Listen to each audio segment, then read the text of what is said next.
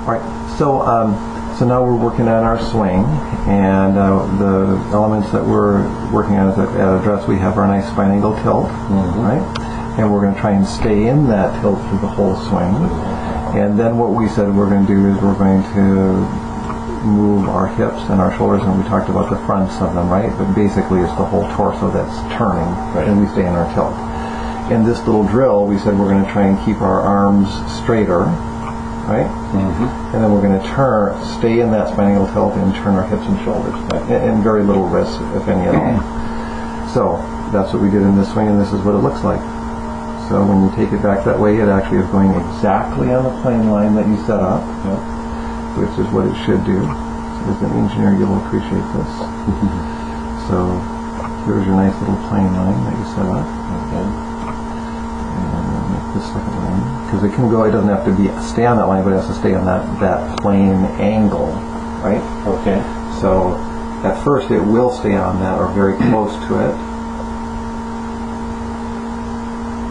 See how it's like it's on, like see how it's right on it. So that's excellent. That's what it should be at the very first part. Okay. Okay, and then what'll happen? It'll stay in the same angle. It'll just go. It'll move above it a little bit. But see how it's basically it's a little steep, but basically on the same angle. It didn't like go up here someplace or over there someplace. Right. And if you're a little steep like that, that's not the biggest deal.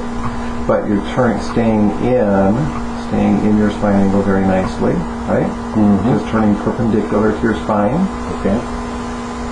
That's not bad. And then watch. Now you do a very good job. You're going to move this. So you're thinking that your arms are going to stay straight, but what actually did happen is that it just folded. That's what I see too. And that's okay that it does, because it's supposed to. It's supposed to. I mean, it will naturally fold, even though we were trying to keep it straight. It folded anyway. And your wrists actually bent correctly, even though you weren't trying to. And that was all right. And then we're going to turn these shoulders not right. In other words, we're going to stay on the same spine angle and turn perpendicular, just like we are here. So we don't want to turn our shoulders, which you don't do. You don't want to turn your shoulders out and over that way, right? Because that would throw the club that way. And that would be a big problem. We want it to stay on the same, right?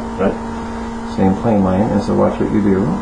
You actually do bring it right on the same plane line, because all you're doing is turning, right? And you turn your hips and shoulders, and it stays on that same plane line, and then it delivers the club, because you did it correctly, right back to the ball in the middle of the face. And then on this other side, because you're turning correctly and staying in your spine angle, it goes right up the plane line on this side. That's just about as good as it gets. That's exactly right. So from this side it looks like this. There's the turning.